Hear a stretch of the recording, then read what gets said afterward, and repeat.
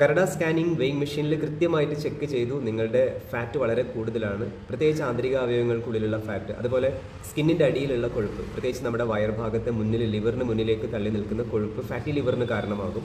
അതിന് തൊട്ട് മുകളിലുള്ള പാൻക്രിയാസിലേക്ക് ആ കൊഴുപ്പ് പോകുമ്പോൾ ഇൻസുലിൻ ബ്ലോക്ക് ആയിട്ട് നമുക്ക് ഷുഗർ വരും, നമ്മൾ ഡയബറ്റിക് ആവും എന്നൊക്കെ മനസ്സിലാക്കിയിട്ടും നമ്മൾ ഈ ഒരു കൊഴുപ്പിനെ ഞാൻ വ്യായാമം ചെയ്ത് കുറച്ചോളാം എന്നാണ് നിങ്ങൾ പറയുന്നത് എങ്കിൽ പ്രിയ സുഹൃത്തെ വളരെ ശ്രദ്ധിക്കുക. വ്യായാമത്തിലൂടെ മാത്രം ഈ കൊഴുപ്പ് പെട്ടെന്ന് പോവില്ല. കാരണം ഇത് നമ്മൾ കഴിക്കുന്ന ഭക്ഷണത്തിലെ കലോറിയുമായിട്ട് ബന്ധപ്പെട്ട് കിടക്കുന്നു എന്നുള്ളതാണ്.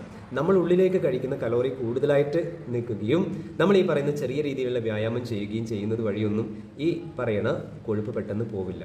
അതുകൊണ്ട് കലോറീനെ കുറച്ചുകൊണ്ട് കൊഴുപ്പിനെ ശരീരത്തിൽ നിന്ന് കളയാനുള്ള സയൻറ്റിഫിക് ആയിട്ടുള്ള മെത്തേഡാണ് നമ്മൾ ഫോളോ ചെയ്യേണ്ടത്. ഇൻടേക്കിംഗ് കലോറി കുറയ്ക്കുക. അങ്ങനെ കുറയ്ക്കുമ്പോൾ പ്രോട്ടീൻസും വിറ്റമിൻസും ഒക്കെ ബാലൻസ്ഡ് ആയിരിക്കണം.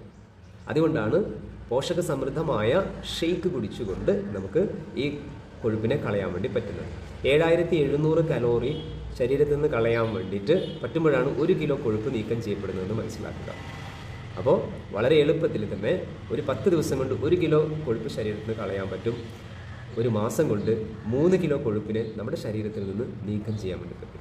അനാവശ്യമായ കൊഴുപ്പ് കൊണ്ട് ആർക്കും ഒരു ആരോഗ്യവും ഇവിടെ ലഭിക്കുന്നില്ല. കൊഴുപ്പിനെ കളയുക, പൂർണ്ണ ആരോഗ്യത്തോടെ ഇരിക്കുക. കൊഴുപ്പ് പോയ സ്ഥലത്ത് പ്രോട്ടീൻസും വിറ്റമിൻസും ഒക്കെ കയറുന്നത് കൊണ്ട് മസിൽ മാസ് ബിൽഡ് ചെയ്യപ്പെടും.